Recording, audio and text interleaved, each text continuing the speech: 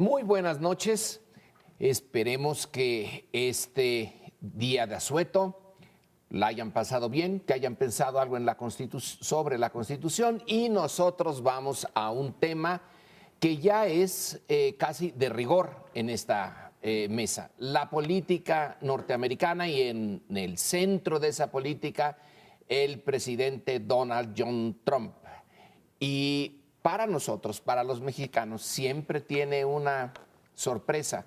Entonces vamos a discutir aquí el significado de la entrevista que dio a Fox News Trump, y en donde señala que él hizo una oferta al presidente de México para poder combatir con más eficacia eso que interesa a ambos países: combate a los carteles. Ese es el tema.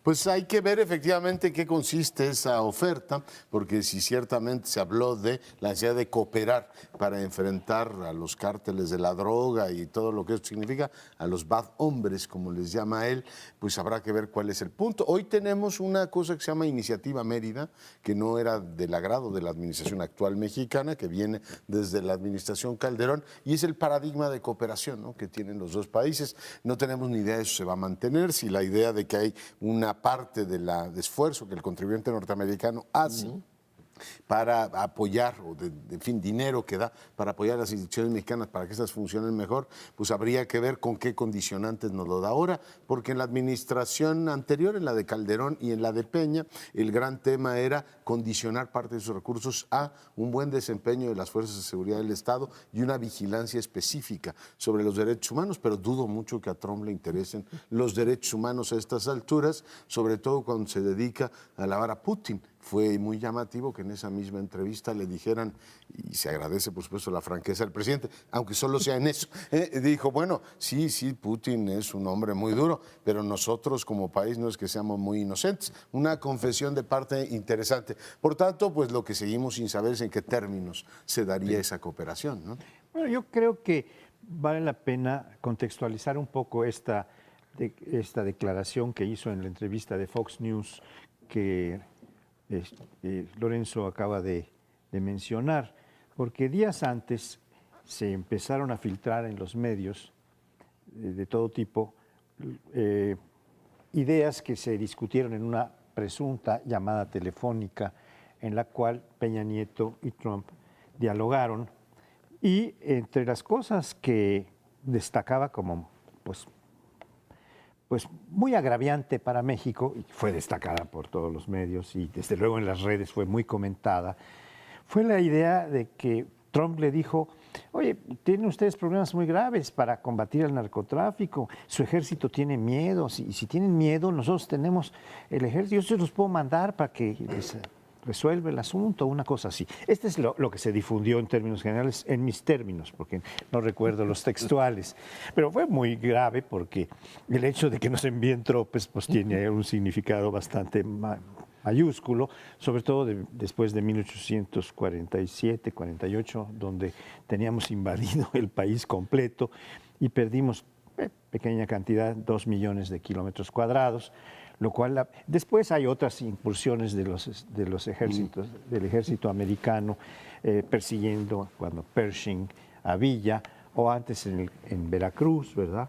En 1914 me parece, entraron las naves del ejército. De tal manera que hay muchos antecedentes en México, en la historia de México, en esta relación con Estados Unidos, que cuando se menciona que te voy a mandar soldaditos para que resuelvas tu problema, pues resulta bastante grave, ¿no?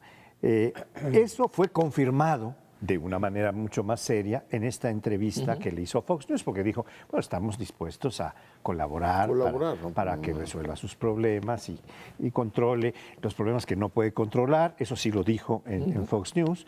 El principal de los cuales pues, es el del narcotráfico, el crimen organizado, que no puede con él. Entonces, yo creo que esto vale la pena tenerlo en cuenta para saber a qué podemos atenernos. Es un pequeño aviso. Al principio parecía, lo que presentó Dolia Esteves parecía más como una amenaza, no como una propuesta. Como ustedes no pueden con el narcotráfico, vamos a tener que entrar nosotros. Pero como una acción unilateral, ser casi como una invasión. Si ustedes no pueden y no pueden, vamos a tener que entrar. para defender nuestra seguridad, como un acto unilateral de seguridad nacional de parte de Estados Unidos. Así parecía eso que se filtró. Y ahora después, entonces, pues estamos hablando de una posible cooperación, desde luego más intensa de la que ha habido, porque como el ejército mexicano no puede, pues entonces yo no sé si el gobierno mexicano podría aceptar, digamos, eso, porque lo primero sería una invasión, tipo Irak o algo por el estilo, es decir, nosotros nos metemos, no les pedimos permiso para controlar los capos, los cárteles que nos están afectando a nosotros. Lo otro es una cooperación que creo que sería inaceptable para todos o la mayoría de los mexicanos, es decir, ahora se van a meter hasta el fondo, ¿no?, a nuestros asuntos internos cuando nos están pateando, cuando nos están insultando, y el gobierno acepta que se metan hasta la cocina. Yo creo que eso no sería aceptable. Pero además yo diría, ¿hasta dónde realmente, en las circunstancias que sabemos que se da la guerra contra el narco, una invasión, aunque sea un ejército muy poderoso como el de Estados Unidos, puede resolver el problema? Probablemente se incrementaría la violencia. ¿Por qué no lo hacen allá? Porque saben que eso incrementa la violencia. ¿Por qué pararon casi de entrada su ley seca en contra del alcohol? Porque les empezó a generar violencia. Y sabían que eso se iba a incrementar. Entonces, si interviniera el ejército norteamericano, como ya está el mexicano, pues simplemente se va a incrementar la violencia contra ciudadanos, violaciones de derechos humanos. O sea, le van a echar más gasolina al fuego. Eso es lo que sucedería. Sí, ya han intervenido en México en el pasado cuando consideraron que había una violación a su soberanía, a su tranquilidad.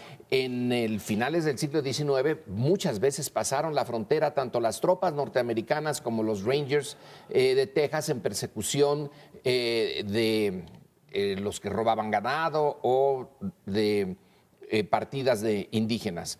Luego, en 1916, pues sí, entraron en busca de un bad hombre que era Villa y se metieron en Chihuahua, que por cierto, no lo agarraron, pero sí fue en ambos casos unilateralmente. Aquí tenemos, a mí me llamó la atención de la entrevista el hecho de que por primera vez Trump dice que hay un interés común, vaya interés común, que a ellos les interesa que se combata a los carteles de la droga y a México también le interesa, que México no puede hacerlo. Y aquí está el otro punto, a mi juicio, central. No lo dijo, pero estaba implícito. Y en el medio que usa Bannon, su jefe de estrategia, ha sido ya más claro. La corrupción. La corrupción en México es uno de los factores determinantes de la fuerza que tienen los carteles. Los carteles del narcotráfico son enemigos del interés norteamericano. De manera indirecta, ya se está insinuando que México no puede en buena medida por la corrupción. Así que aquí tenemos el tema de la corrupción como el talón de Aquiles de este gobierno o de los anteriores frente a Estados Unidos. No podemos detenerlos. Si ustedes entran, Carranza sí lo intentó, en el Carrizal puso ahí su línea de que de aquí no pasan y hubo el último encuentro armado entre México y Estados Unidos, fueron las tropas carrancistas contra una partida de caballería de Estados Unidos. Bueno, no lo podemos hacer. Nuestra defensa es tener una política interna fuerte, sólida, legítima y que no nos acusen Sí, de esa manera. Credibilidad de autoridad, por supuesto. A ver, el tema de una eventual amenaza de desplazar soldados aquí, yo me lo tomaría, por supuesto, con las pinzas, porque fue una filtración, todavía no tenemos claro qué es lo que ocurrió, pero ha habido un desmentido de las dos partes, que tal cosa no se dijo. Pero aunque se hubiese dicho en una conversación privada, o la forma en que dialogaron los dos presidentes, de entrada, pues hay dos elementos desconcertantes. El primero es, hace 15 días, un poquito menos, Trump decía que el primer tema era el comercial. ¿no? Que iba a quitar el Telecán y que el gran asunto con México era ese déficit brutal que tenían los Estados Unidos. De pronto el asunto como que empieza a adquirir menos perfil, vamos a proceso de consultas en México para ver si denunciamos o no el Telecán y ahora dice, no, el principal problema son las drogas y yo voy a ayudar a este señor. O sea, en 10 días has tenido un cambio de prioridades, de qué es lo más importante, muy llamativo. A ver, yo creo que en el momento en que se forme gobierno en los Estados Unidos, porque todavía hay muchos secretarios que no han tomado posesión, le dirán, a ver, seriamente, ¿qué tenemos con México? Toda la lucha antinarco en México se hace con inteligencia norteamericana, señor Trump. O sea, buena parte de lo que hacen los cuerpos de seguridad mexicanos, y los han, digamos, recriminado porque no tienen la integridad, digamos, necesaria, o parte de esa información se la filtran a los propios cárteles, dependemos desde hace muchísimos años de la DEA y de todo lo que nos ofrecen. Bueno, en la captura y posterior traslado del Chapo Guzmán dijeron, los norteamericanos juegan un papel fundamental. A ver, no han contenido ese programa porque no pueden, punto. Y desplazando, digamos, miembros del ejército, pues no arreglarían nada. Durante algún tiempo se discutió, cuando se puso en marcha la iniciativa Mérida, si podíamos tener una especie de plan Colombia en México, que era dinero más la presencia norteamericana en este país. Y en tiempos normales tal cosa no ha pasado, ni política ni socialmente. Este país va a aceptar que tengas fuerzas de seguridad norteamericanas. Ahora, por la fuerza, pues yo creo que equivaldría a una situación políticamente insostenible. Por tanto, yo tampoco me tomaría muy en serio eso. No sé bien cuáles van a ser las prioridades. Claramente en seguridad, el secretario de Trump anda por Corea y Japón tratando de tranquilizar a coreanos y japoneses diciendo, no le hagan caso a mi presidente. En realidad, sí seguimos comprometidos con ustedes porque la defensa de Corea y de Japón es una prioridad de los Estados Unidos desde finales de la Segunda Guerra Mundial. O sea, lo que el presidente quiere decir no es eso que dice. Yo no me lo tomaría demasiado en serio o vería Aguilar. con qué nos sale la semana próxima, ¿no? Bueno, yo tomaría un poco para reiterar y puntualizar esto que trataba Lorenzo de la corrupción como el principal problema para poder lidiar con el narcotráfico. Es que no es simplemente la corrupción, es la connivencia de autoridades de los 3 niveles de gobierno y aún de organismos descentralizados, etcétera, desde luego de las policías, etcétera, con el narcotráfico.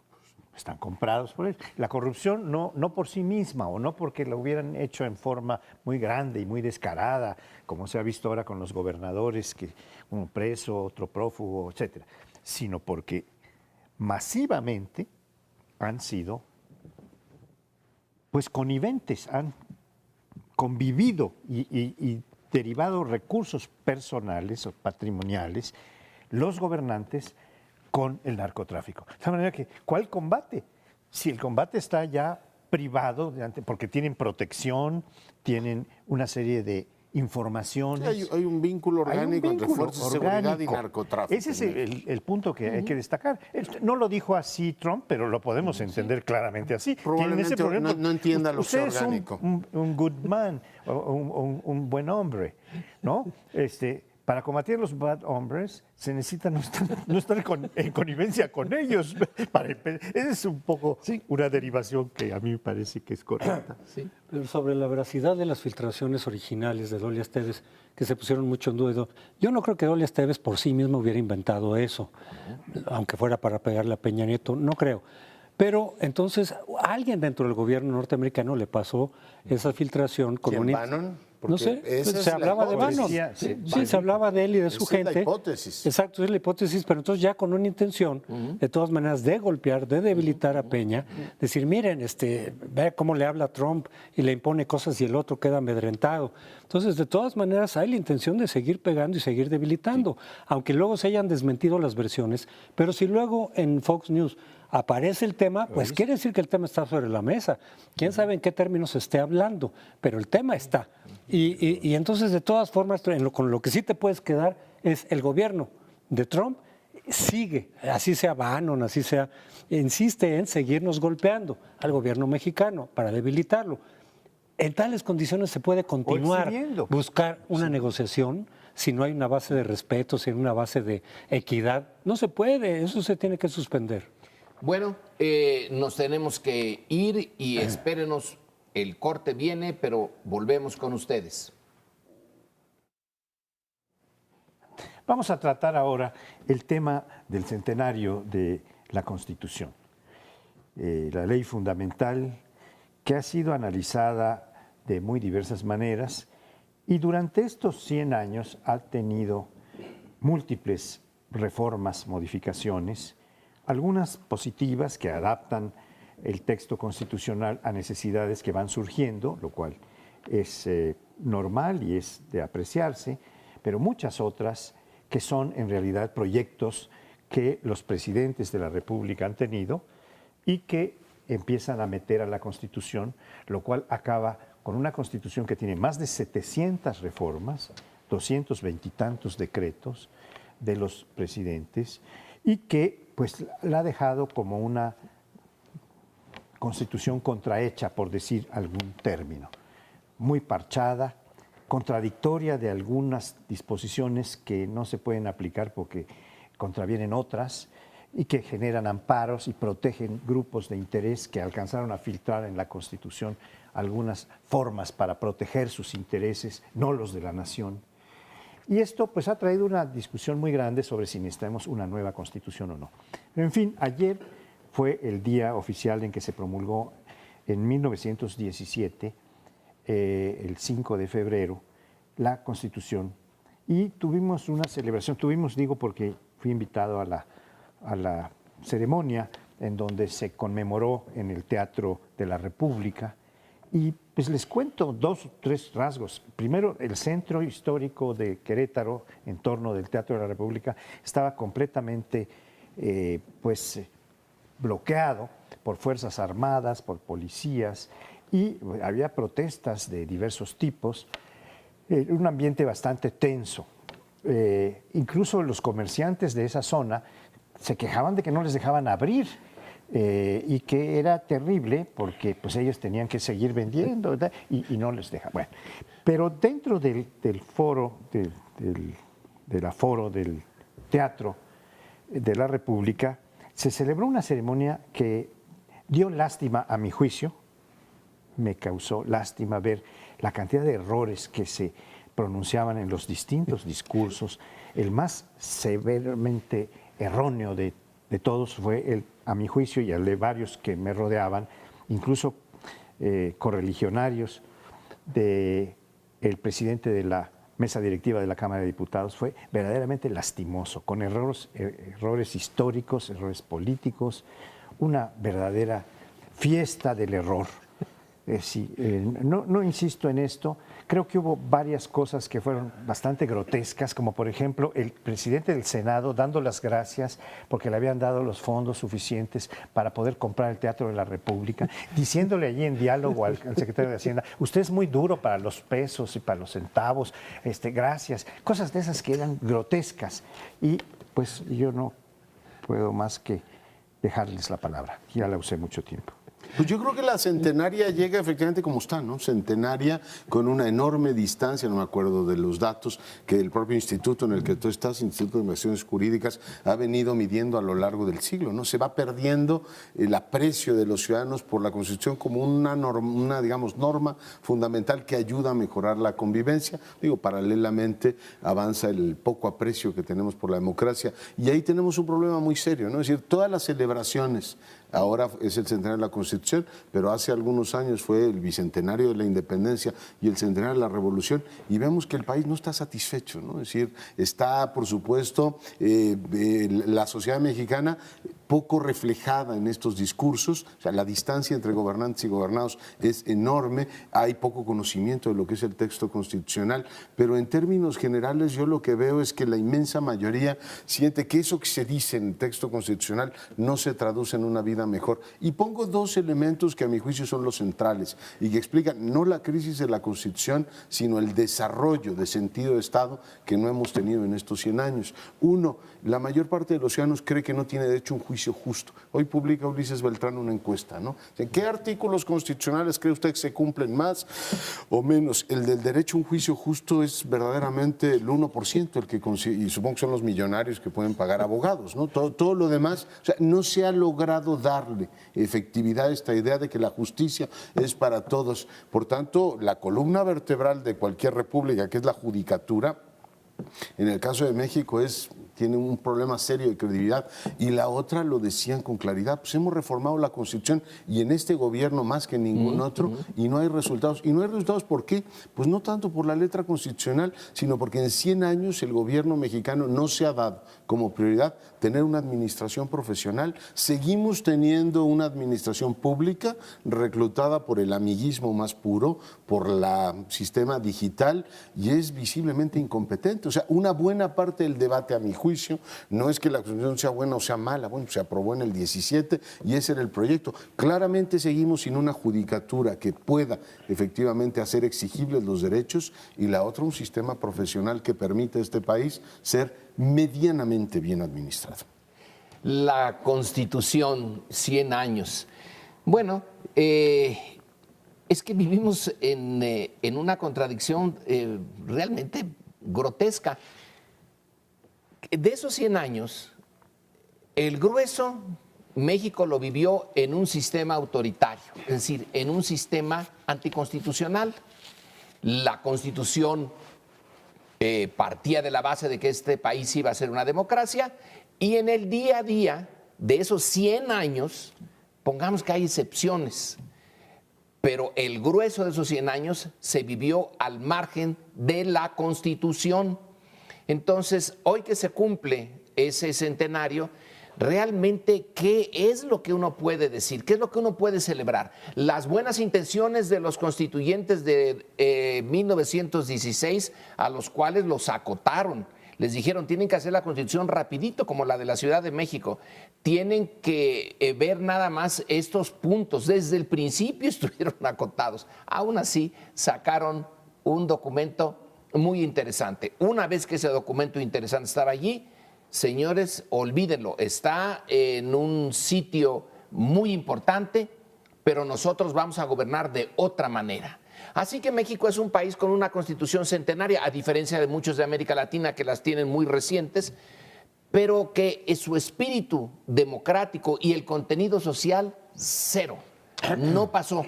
Entonces, ¿qué hacer con ella? Pues estos discursos que dice Paoli, en donde hasta se equivocan, llamándole general a... Presidente. Presidente a Carranza. Al primer jefe del ejército. Al primer jefe del ejército. Y bueno, pues ya, por ahí seguimos. Es que nuestra transición política tiene una peculiaridad. Transición política quiere decir cambio de un régimen a otro, distinto. No reforma, sino un cambio de régimen. Y régimen en general se define como el conjunto de reglas de acceso y de ejercicio del poder que generalmente están plasmadas en una constitución. Por eso prácticamente, o diría yo, sin el prácticamente, todas las transiciones políticas de los últimos años, de la tercera ola, han implicado una nueva constitución. Una excepción fue Chile, porque cuando cayó Pinochet y ya se regresó a la democracia, parte del acuerdo con el pinochetismo era mantener la constitución, pero al final de cuentas también se cambió. Es decir, pasado un tiempo se cambió. Y lo podemos ver con España, con cualquier país de los que hayan transitado la democracia. En las últimas décadas, una nueva constitución es lo lógico. Nuevo régimen político, nueva constitución, nuevas reglas. Pues nosotros seguimos con la misma, con la constitución que rige un régimen autoritario.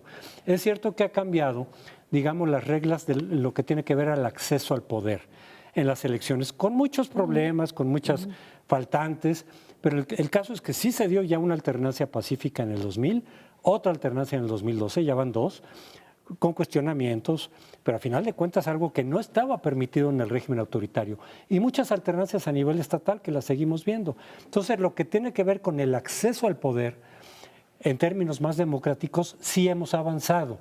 Pero la otra parte definitoria de la democracia es cómo se ejerce el poder, con contrapesos y sobre todo sin impunidad en el abuso del poder, con rendición de cuentas, con consecuencias negativas a quien abusa el poder.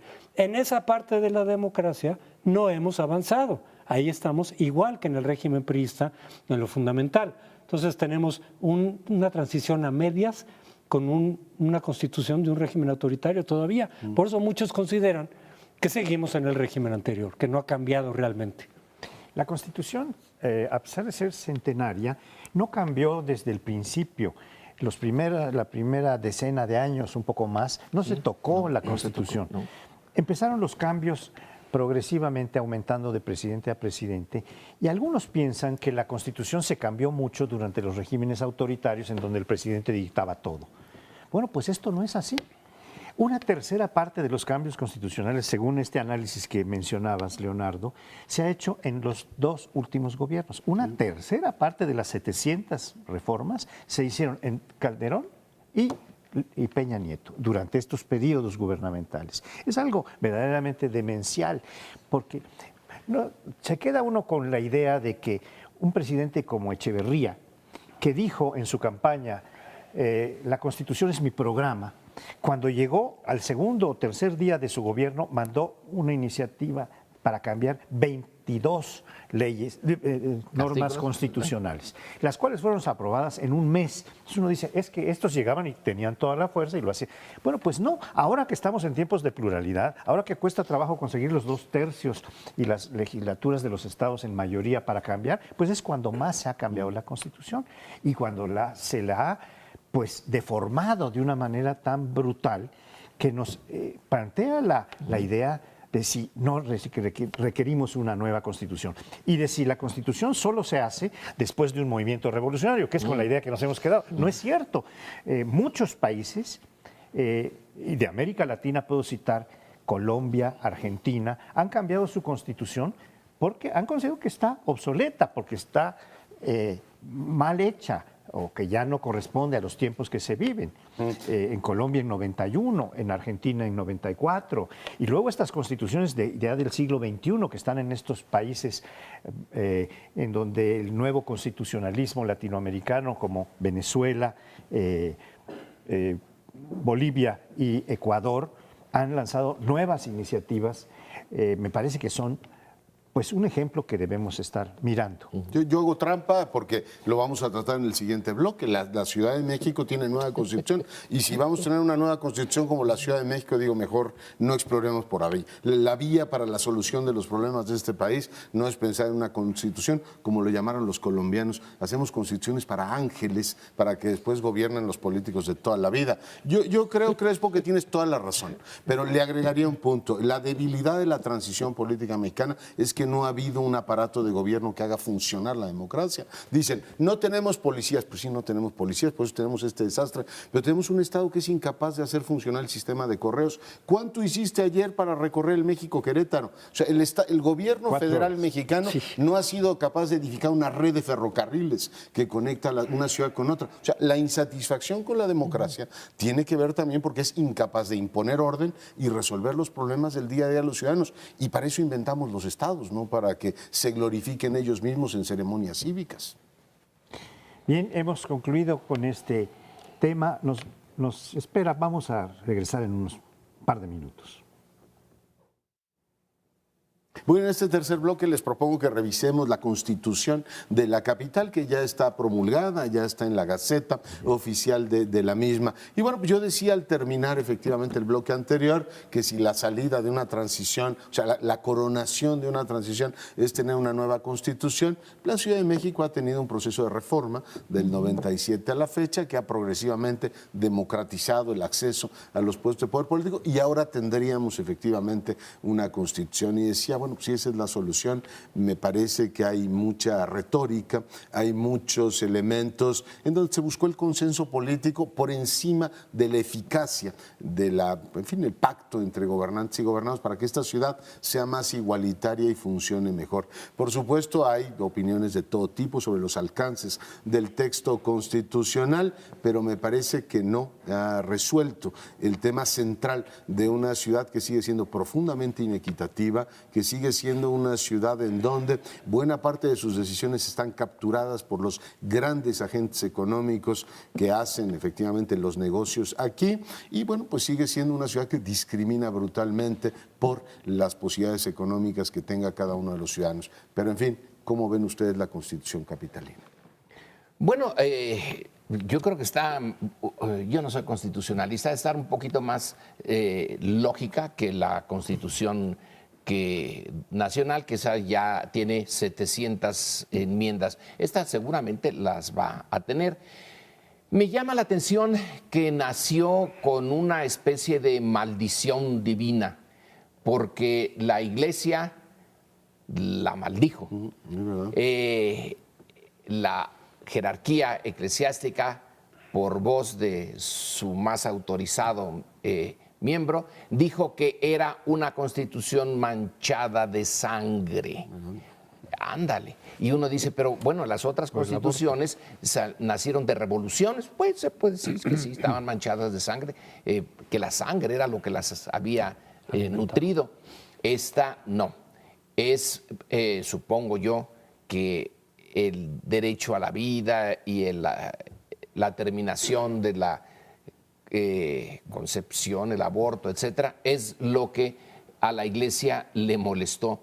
Y se fue derechito contra ella. Mientras Mancera dice que la ciudad renace con esta constitución, la Iglesia le echa la maldición divina y ya nació pues con una controversia entre lo divino y lo humano, que a ver cómo salimos de ella.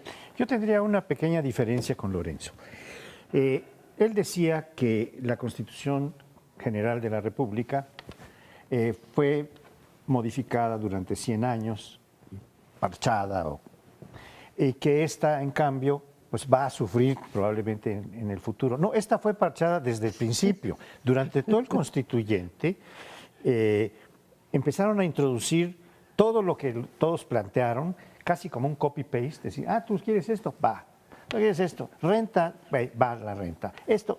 Y quedó aquello pues como un monstruo que al final pudieron cribar un poco, pero que ahora que estamos en tiempo de celebraciones no nos estamos dando cuenta de lo que viene, me parece a mí, que es la impugnación de esta Constitución. En cuanto a las distintas disposiciones que se publican ahora, como en la Gaceta, todavía falta la publicación en el Diario Oficial para que sea completamente vigente, lo cual será hasta septiembre del 18, ¿no? Hasta septiembre del 18, pero ahora todavía no hemos visto porque no se ha empezado a aplicar. En cuanto se empiece a aplicar, van a empezar a llover los amparos para decir, esta disposición violenta este principio de la Constitución Nacional, por lo cual no se puede aplicar y va para abajo. No solo eso, va para abajo esa disposición, pero después puede haber también o acciones de inconstitucionalidad por esta misma razón, porque contraviene a la Constitución Federal, o cuestiones de controversia constitucional, que quiere decir competencias. Esa competencia que le has puesto a las autoridades del Distrito Federal no les corresponde a ellos, les corresponde a la federal. Entonces vamos a tener un laberinto por una parte y por otra una enorme andanada de impugnaciones a esta Constitución que hoy Silva Herzog hace el pitorreo más grande que yo he visto sobre la Constitución del Distrito Federal. Le llama la ridícula, la cursi, Es decir, empieza con una cosa refiriéndose a la PEPA, que es la Constitución de Cádiz, que fue promulgada el 19 de marzo, Día de San José. Dice, ¿y cómo le llamaremos a esto? ¿Cómo le vamos a llamar a esta? Y empieza a hacer un jugueteo verdaderamente grotesco de lo que es esta Constitución. Yo los invito a leer el artículo de hoy de Silva Herzog, que es verdaderamente genial en términos de exhibir puntualmente los errores, las contradicciones, la terrible redacción tan oscura, tan variada, tan contradictoria que tiene esta Constitución. Y entre los motes que se le podría poner a la Constitución está también la ilegítima, porque tiene un problema fuerte de legitimidad desde el principio. Nació muy por fuera de la sociedad, no fue un producto, una proyección de lo que pedía la sociedad, sino que fue una cosa de la clase política. Y entonces hicieron ellos su arreglo y muchos, el 40 de los 100 diputados asambleístas fueron nombrados, designados no por el voto popular. Hay un problema ahí de legitimidad muy fuerte. Hay una cuestión también que no se somete, una constitución que se pretende moderna, que se pretende de avanzada, no la ratifica o no se pone a ratificación de la ciudadanía. Alguna vez habíamos comentado aquí la paradoja de que en el plan de Tacubaya de 1858, los conservadores, reaccionando a la Constitución del 57, liberal, proponían una Constitución distinta, conservadora, pero decían, pero la vamos a someter a plebiscito ciudadano, y si la reprueban, pues se va para abajo. Entonces, una Constitución, un proyecto de Constitución conservador en el siglo XIX sí contempla el plebiscito, el referendo Popular. Popular, ciudadano, y la Constitución del siglo XXI avanzada de la capital, que se presenta como progresista, nos hace a un lado. Entonces, hay otra cosa también que incluso a lo mejor Paoli nos puede... Yo leí un abogado hace poco en contra de la Constitución que dice, están violando también la ley porque según el artículo, creo que 25 de la Constitución, no se puede tener dos cargos de elección popular simultáneamente.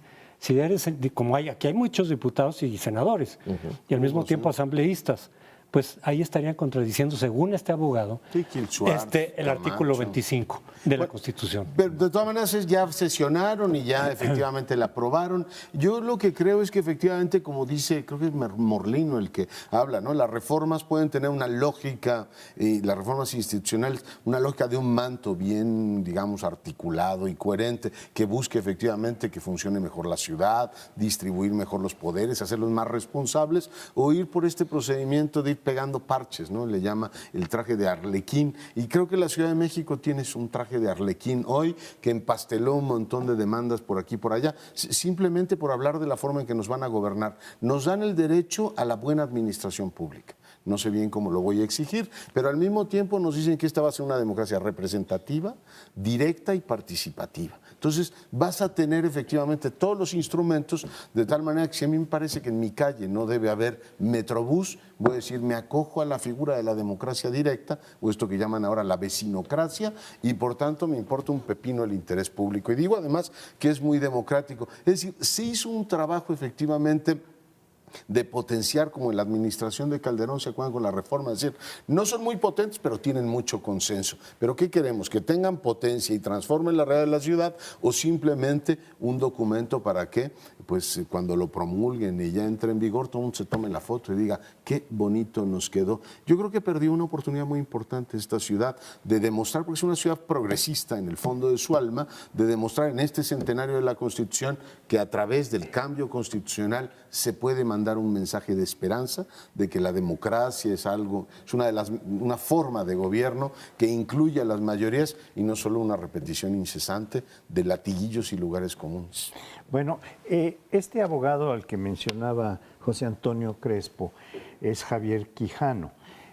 Hizo una defensa en tribuna extraordinaria, a mi juicio, muy bien planteada, muy bien documentada, fundándose en este artículo de la Constitución que establece que no se pueden tener al mismo tiempo dos cargos de elección popular.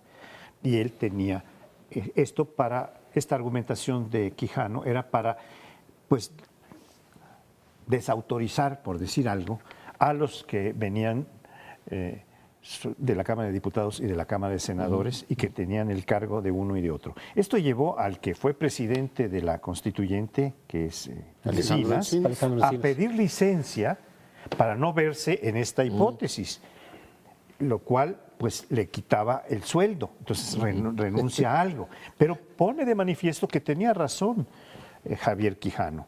Javier Quijano además publicó luego un artículo verdaderamente genial, a mi juicio, por el humor con el que lo presenta. No me referiré a la hora, pero se los recomiendo, es buenísimo. Y le hicieron total caso omiso a su argumentación, que era sólida, de constitucional, y no tuvo ningún impacto. Los aludidos... Pero al final él votó por la Constitución también, ¿no? Sí, pero no estoy seguro. Sí, además Morena hizo declaraciones, López Obrador ha cumplido con su tarea, etc. Bueno, finalmente no le hicieron caso y prefirieron pues meter algunas reivindicaciones que a Morena le parecían muy importantes, y yo creo que en eso pues tienen razón todos los partidos, meter las cosas que les parecen más importantes, pero se obviaron algunas de las objeciones fundamentales que se habían hecho en la instalación misma del constituyente.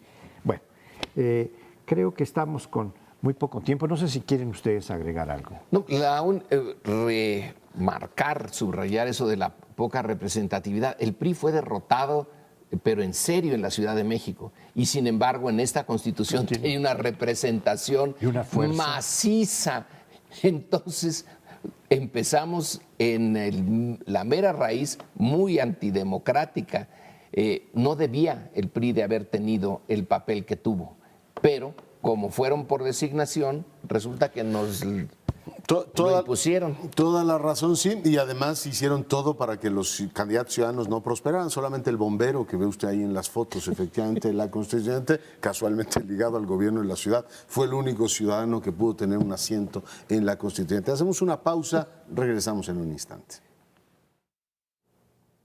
Bueno, y en este año tendremos 3 elecciones para gobernador y en Veracruz para un cambio de alcaldías. La más importante es la del Estado de México. Desde luego, Coahuila podría perder el PRI, hay cálculos en el sentido de que el PRI podría perder. Nayarit también, incluso hay un candidato independiente que podría con mucha fuerza llegar quizá a ganar la gobernatura de Nayarit. Pero el Estado de México es obviamente la joya de la corona, es la más importante, es el estado más poblado, es el que tiene más electores y es el que el PRI también ha sido uno de sus principales baluartes. El PRI resistió 12 años en la oposición, en parte porque siguió controlando el Estado de México y otros estados importantes, pero ese es su baluarte. No es casualidad que de ahí haya surgido el candidato que finalmente regresó al poder, Enrique Peña Nieto. Ahorita el ambiente está muy adverso para el PRI a nivel nacional, por muchas razones, gasolinazo, todo lo que ustedes quieran, la corrupción, por supuesto, en otros estados, y sin embargo, las probabilidades del PRI para mantener el Estado de México siguen siendo elevadas. ¿Por qué? Porque del otro lado, en la oposición, no hay nada, prácticamente. Es decir, no hubo alianza PAN-PRD, por diferentes rencillas entre los locales, los nacionales, etcétera. No se ve claramente que alguien le pueda ganar al PRI. Está la incógnita todavía, hay que decirlo, de Josefina Vázquez Mota, que en las encuestas sí aparece como competitiva, que si se decidiera por el lado del PAN, ella sí podría ganar el Estado de México.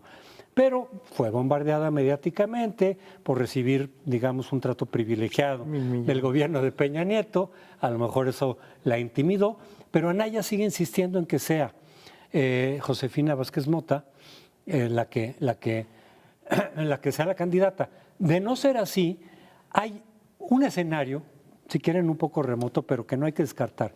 La candidata de Morena, Delfina se llama, tiene como 20 o 21 puntos en las encuestas. Ya cuando en el PAN y el PRD no hay nadie importante ahí, una tesis, un escenario.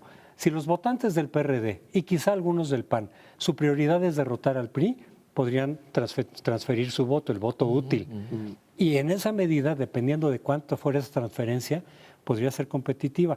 Porque el PRI no es que esté en los 40%, está bastante más abajo. Entonces, ese escenario, en caso de que Josefina no acepte ir por el PAN, lo dejo ahí, no como el más probable, pero tampoco yo lo descartaría del todo. No, yo creo que es bastante probable, ¿eh? O sea, en las nacionales ya Morena aparece como el primero o segundo partido en intención de voto. Oye, ya lo vimos tener un desempeño muy bueno en Oaxaca, lo vimos tener un desempeño muy bueno en Veracruz. O sea, el candidato de Morena viene efectivamente de abajo y más que el propio candidato, no le quito méritos a la profesora Delfina, pero es López Obrador haciendo campaña. De hecho, la campaña arrancó con López Obrador, tanto que el INE le dijo, oiga, la candidata es ella, no usted, ¿no? Y bajaron efectivamente el spot. Por tanto, el peso ahí es muy importante. Tú ves un PRD efectivamente, pues absolutamente, o sea, destruyéndose entre ellos, Bautista diciendo, no queremos alianza opositora, haciéndole el trabajo al PRI. Históricamente el PRI lo único que no quiere en el Estado de México es una alianza opositora. Y bueno, el PRD se diluye, se desangra en favor de Morena, que está ocupando pues, toda la parte de la izquierda. El PAN tiene la bronca de que sería la tercera elección consecutiva que en el Estado de México se va a tercer lugar, ¿no? La Erubiel les ganó creo que por 40 o 50 puntos, no me acuerdo. Al PAN más, al PAN. 50%. Y Encinas por 40. Entonces tú dices, bueno, si la esperanza era Encinas de una alianza de la izquierda o incluso una alianza con el PAN, pues era ya un derrotado de entrada. Por tanto, el PAN lo tiene complicado, pues sí necesita entrar a zona de competencia.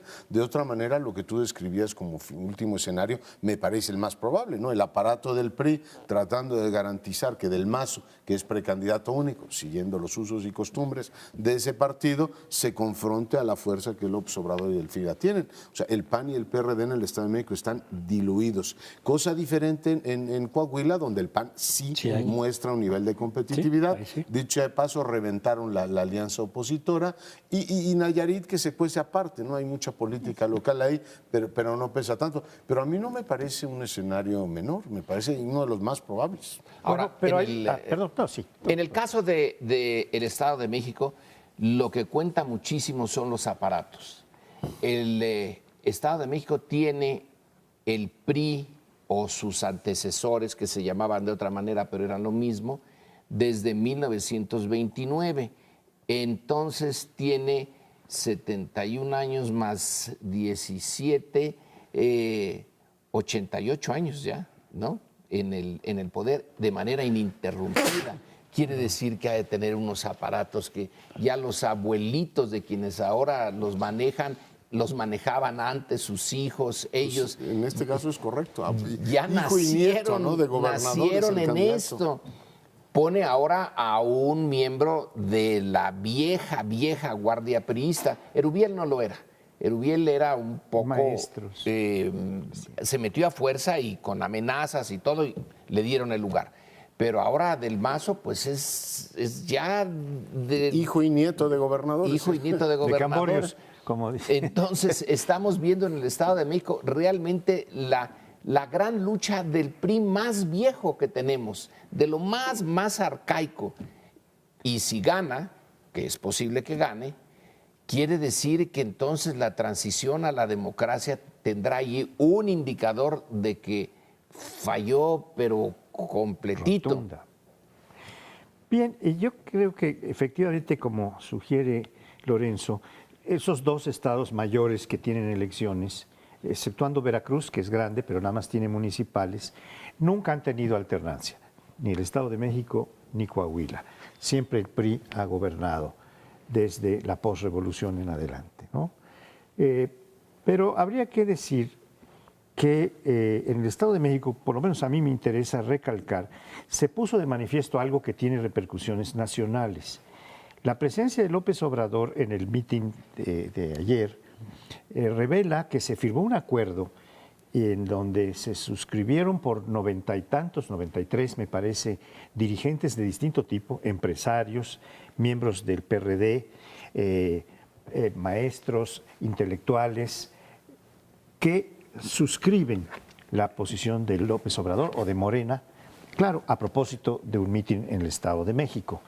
Pero esto está marcando ya con una claridad cada vez más rotunda, que viene anticipada por las encuestas que se han venido haciendo, la delantera de López Obrador en el término del 18, es decir, como repercusión hacia el 18. Si bien sabemos todos que las elecciones locales no tienen un impacto para decir de inmediato, pero sí hay ciertos indicadores de que una fuerza política que va creciendo a nivel nacional y que va teniendo todos estos apoyos, inclusive recuperando un poco lo que pasó hace unos días, que, ¿cómo se llama? Moctezuma.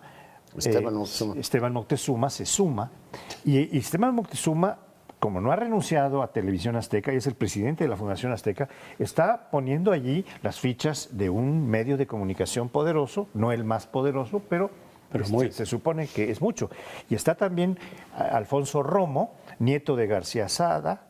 Zoe Robledo. Están empresarios ya, y esto va creciendo como una roncha que a mí me interesa destacar, no solo en función del Estado de México, que por supuesto es importante, sería una seña mucho mayor si gana Delfina en el Estado de México. Precisamente vinculado con lo que tú dices, hay una versión que ha manejado nuestro colega Salvador García Soto del Universal, en el sentido de que hubo una reunión entre Anaya y Peña Nieto para derrotar a López Obrador, para frenar a López Obrador en el 18, pero empieza por el Estado de México. Y que en tal caso, en este acuerdo, el PRI estaría dispuesto a que Josefina fuera la candidata, eso no es su decisión, pero apoyarla y respetarle su triunfo, sacrificando el PRI, el Estado de México nada menos. No, yo no sé si es correcta la versión o no, pero se está manejando, muchos la están retomando. Porque de esa manera entonces ya ganando el PAN el Estado de México, se presenta con mucho mayor fuerza para el 18 para frenar a López Obrador. En cambio de ganar en el otro escenario, Delfina, la profesora, el Estado de México, pues ya está prácticamente abierta la puerta para López Obrador. En el 18, imagínate que ganara Morena el Estado de México. Es decir, entonces ya estaría. No sé si esta versión es correcta o no, pero en tal caso, ahí Anaya es el que estaría ganando por todos lados. A mí no me suena porque pues, finalmente lo que ha hecho el gobierno desde el sexenio anterior es haga todo lo posible porque no haya una alianza opositora y en el caso del bombardeo que le han hecho a Josefina, en términos, digamos, prácticos, invalidaría la posibilidad de un acuerdo. Es decir, a ver, ¿quieres un acuerdo conmigo? Al mismo tiempo me está haciendo polvo, pues no parece lógico. Que López Obrador pueda ganar el Estado de México, pues ya ganó. No me acuerdo el 12, pero en el 6 ganó, pero con amplitud el Estado de México en la presidencial. Por supuesto, tú eres electorólogo y sabes que los votos en las presidenciales no son compatibles con las locales, pero ya ganó una vez el Estado de México y ha llegado a niveles de competitividad cuando fue Jacob Polevsky. Así es que a mí no me parece tan raro que eso ocurra. La versión de que el gobierno esté, por un lado, tratando de frenarlo en el Estado de México, apoyando a Josefina, simple y llanamente no me suena. Pero si fuera, sería una repetición del 2006. Es lo que frenó realmente la transición mexicana, fue la decisión ya en el 2005 de echar abajo vía el viejo PRI y el PAN la posibilidad de ir a la izquierda. Aquí estaríamos otra vez repitiendo eso. Así es, y yo creo que una clave para ver si había algo de eso o no es si finalmente Josefina se presenta como candidata, cosa que yo dudo, pero falta por definir eso. Y está la otra, ¿no? Si un sector del PRI está pactando con López Obrador también. Eso será muy probable, pero bueno, se nos termina el tiempo, nos vemos el lunes que viene. Gracias.